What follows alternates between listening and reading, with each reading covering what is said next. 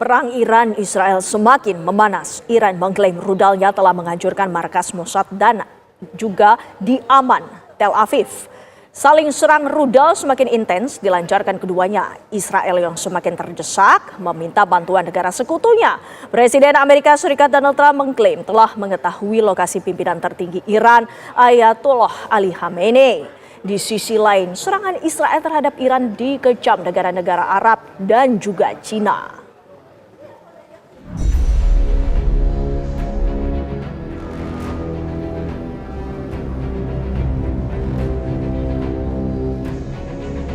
Memasuki pekan kedua, saling balas serangan Israel-Iran kian memanas.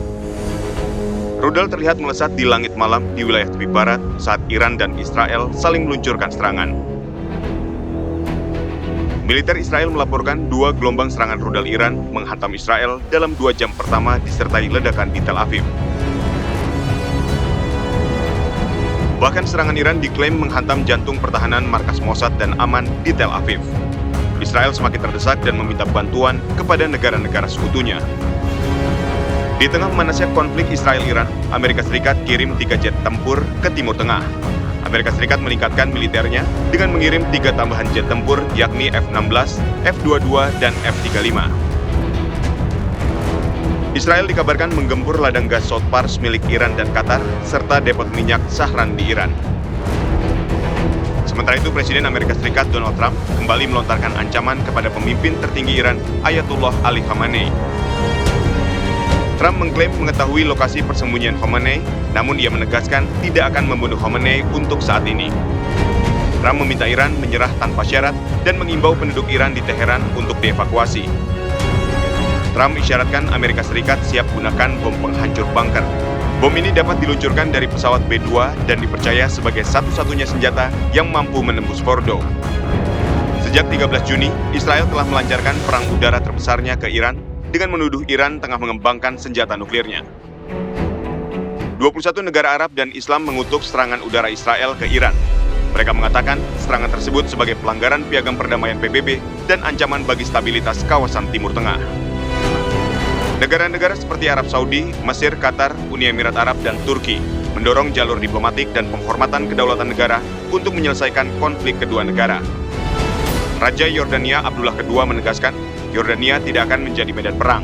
Dewan Uni Eropa juga menyerukan agar Iran dan Israel menahan diri. Senada dengan negara-negara Arab, Presiden Cina Xi Jinping mengutuk serangan Israel. Akankah serangan Iran-Israel akan memicu Perang Dunia Ketiga? Tim TV One mengabarkan.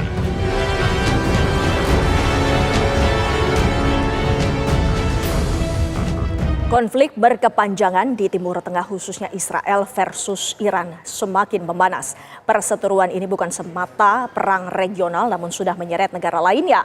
Israel semakin terpojok dan kini menyeret negara lain untuk membantunya. Sementara itu pemirsa, untuk membahasnya bagaimana perang yang terjadi antara Iran dan Israel, kita sudah bersama narasumber di studio, Marsma TNI Purnawirawan Agung Sasongkojati selaku pakar pertahanan dan mantan pilot F-16. Selamat sore Pak Agung. Selamat sore Mbak. Terima kasih waktunya bersama kami di sini. Kita langsung membahas ini bagaimana yang terjadi kondisinya antara Iran bersama Israel. Saling serang terus terjadi. Apakah menurut Anda ada fase lainnya yang akan terjadi eskalasi yang semakin meningkat?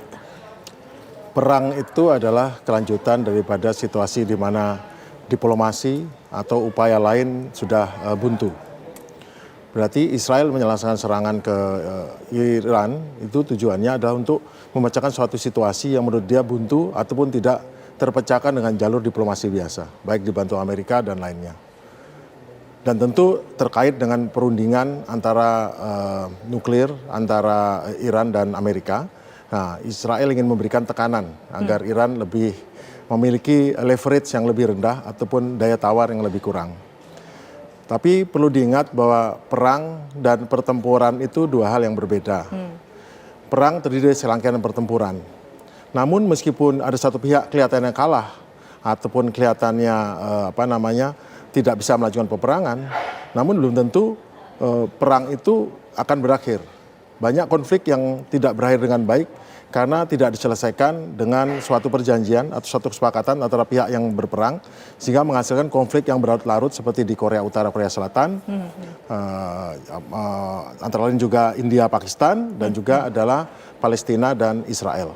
Nah, dalam hal ini Iran dan Israel kelihatannya bahwa jumlah korban di Iran lebih banyak, 10 kali lipat daripada jumlah korban di Israel.